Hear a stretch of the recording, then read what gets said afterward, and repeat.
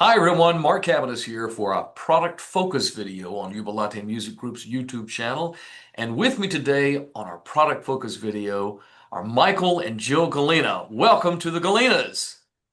Thank you. We're so Hi, happy to be here. glad to Oh, be here. thanks you guys. It's great to see you today. And listen, it's always a personal pleasure to hang with the Galenas because we always have a lot of fun. And they're two of the most creative people I've ever met in my life, truly. Thank And you. also that creativity has not been wasted over the last several years because the two of you have created how many musicals for elementary? And they're not just elementary writers. They've written things for school, high school, middle school, and beyond. But certainly, what they're probably most famous for are these wonderful elementary musicals. I think of Mice and Mozart, Bach to the Future, and some of these great hit musicals that they've done. That some of those children, as the Galenas know, have been on Broadway, who are in them once upon a time. But Jill and Michael, how many musicals have you guys written over the years? Um, We didn't exactly count, we don't so know exactly, but we say we gather about between 50 and 60. But if I could just tell a quick, interesting thing that happened this morning, I got an email from this teacher who she told me she was an elementary school teacher. And she said she's always been wondering if she'll ever do anything memorable in her career. And she said when she was in second grade, she was in Santa in the Snowmobile, which one of my musicals. And she said that she still remembers her line. She was a narrator, so she wanted to let me know that I have obviously done something very memorable as far as she was concerned. And I wrote her back and I, of course, thanked her and told her how wonderful it is because very often we do get emails and, from people who've been in our musicals and they're grown ups now and they want to play the stuff for their children. And in this case, it was really special because Santa and the Snowmobile, believe it or not, was the very first musical I ever wrote, ever. Wow. So it was so interesting that today, of all days, I should hear from her when you were going to ask that question, you know. That's a great story. Thank you, Jill. And that's an amazing amount of output, if you will, in terms of the musicals. And as I've said before on the product focus videos with you guys before, because we've done a few, because this is not your first musical with Jubilate Music Group, I'm happy to say. But everyone, they're the Rodgers and Hammerstein of children's well, elementary musicals. You Well, that's a know, wonderful compliment. Big shoes to well, fill, but thank you. you really are, you guys, and but and we don't want to. We always want to keep these product focused videos to a certain time limit. So I don't want to go off on any tangents as I'm Sure. apt to do because here are my questions that I'm going to be asking here that we're ready to go. But I'm going to stray from that list for just a second because what you said, Jill, I just pushed a button in me, and I'll just say it quickly to our viewers that doing musicals, it's not like it was 30 years ago. People just don't do them like they used to for various reasons, and we realize that, and yet. I mean, there's so many reasons, and Susan Ernest will be posting a blog soon on our blog page on our website by Susan, our children's music editor, that talks about the reasons to do a children's musical in this day and age. But what Jill just said, I've always said as one of many reasons that these children who are in these musicals, a lot of times, 20, 30 years down the road when they're doing their careers, they're selling real estate. They're doctors or attorneys or whatever. They're school teachers, but they never forget when they were the lead in the musical. That's so And true. and that was their moment and probably their only moment that they got to be the lead in Santa and the Snowmobile or Mystery at Christmas Manor. And so they never forget those moments and so you just can't top that. Well, I feel that way too. I think having the opportunity for children to be in a musical or play, it's a confidence building experience for them, and it really impacts them so that they don't forget about it. And I can't tell you how many countless times we've heard from people over the years, which is so rewarding to us, and we're so grateful, that we've been able to, impact children, and then as they grow into adults in that manner. So we're very, very blessed and fortunate that we can do that. Absolutely. So well said, Jill. Thank you for that. Now, everyone, we shift to the main reason we're here today, and that's to talk about the newest musical from Michael and Jill Galena, Mystery at Christmas Manor. And so, talk about it, you guys. Tell us about Mystery at Christmas Manor. What's the fun of it? What's the plot? Let's hear it all. at Mystery at Christmas Manor, Dr. Christmas invites his friends to go to the manor to solve a mystery, as you might expect.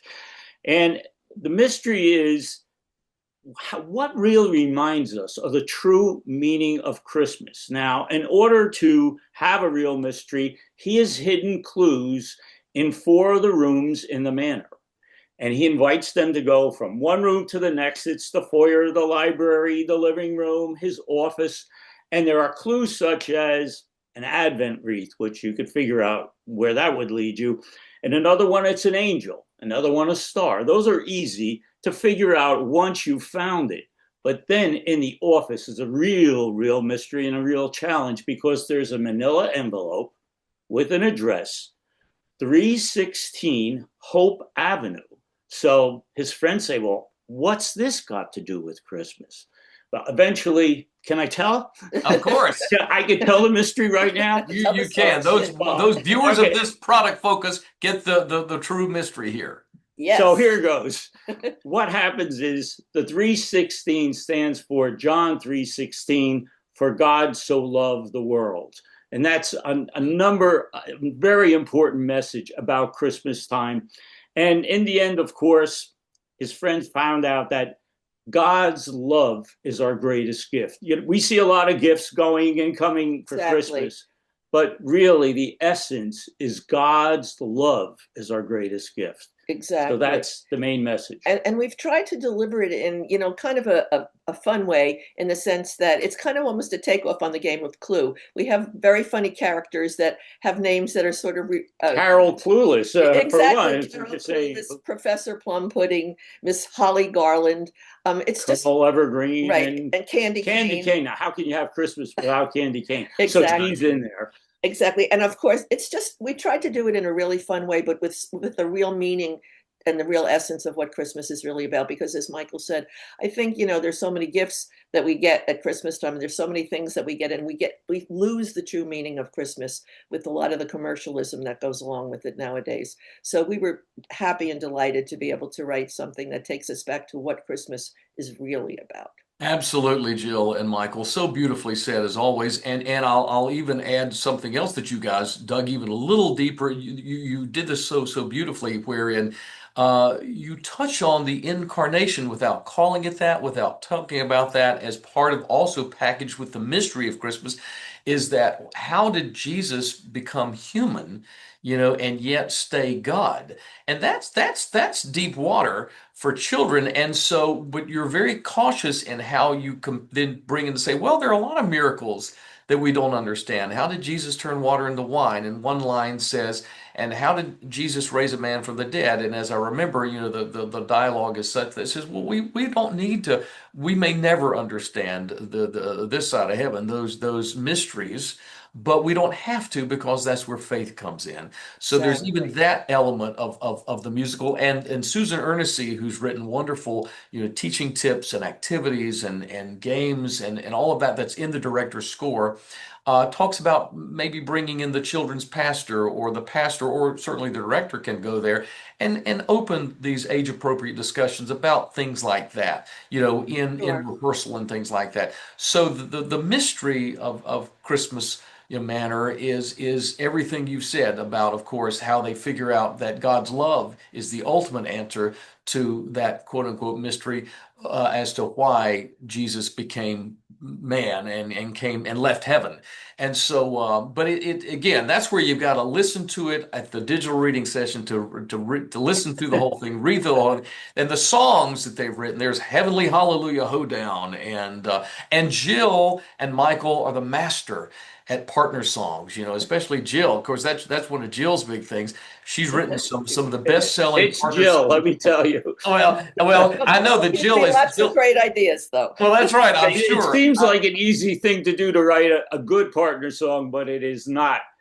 And I she have does a no great job doubt. of it. You're exactly right. Simply Amazing Grace is our catalog, one of our best sellers now, where Jill used the "'Tis a Gift to be Simple," along with Amazing Grace. Well, everyone, there are 2 new partner songs in this new musical, and they are wonderful. Silent Night is one of the songs, and O Come, O Come, Emmanuel, I think, is the other one. an Advent partner song, and then Heavenly Hallelujah Hoedown, and then the opening song where the guests are arriving at the manor. It's just lots of energy, and then that is reprised at the end. So it's not only got this wonderful theology that's alive and well in this musical, but there's this wonderful it's the music, of course. Musicals are all about music and lyrics, Right. And and this and tradition and where they we play, deliver that as usual. yeah, I was just going to say we also incorporated We Three Kings in a sort of new kind of Yes, kind arrangement of a rock, into it as almost well. kind of a rock thing. Right, like almost like a rock anthem, but Yeah. we incorporated that. So there's familiar melodies, which everybody loves to hear. You know, everybody likes to hear a familiar melody. So we were able to do that as well. You bet. And some Christmas, yeah, those Christmas carols are woven in that you really, it's a Christmassy Exactly. work, and that's the great thing. Oh, so now I have to ask, all of you viewers need to know about Rupert. Tell us who Rupert is. Oh, not Rupert. Well, yes, well, Rupert is a character. Rupert is the pet what in the musical? Yeah, well, Rupert is a comedic character. He's the pet Well, chicken. they're looking for clues. Okay, they're looking for clues and they uncover Rupert, but we don't want to give away too much, That's except that right. but he was a mistake to be in there. He's But he's in the living room. oh, If he's in the anybody's looking now, okay, he's in the that's where he living room. was. And he was left there unfortunately, but fortuitously also because it leads some comic relief to the musical. There you go. That's exactly right. Nothing more, nothing less. It's just a wonderful, funny moment.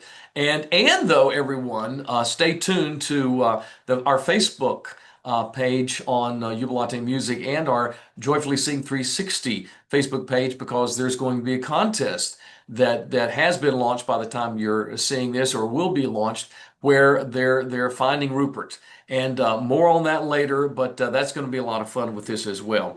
Well, right now we're looking at the cover for A Mystery at Christmas Manor, and you see all the characters there and everything, and you'll read more about that and when you get the book. But that gives you just a quick picture of the fun of this musical, everyone. Jill and Michael, talk about the production needs for this musical. I mean, the size of the cast and the set and those kind of things.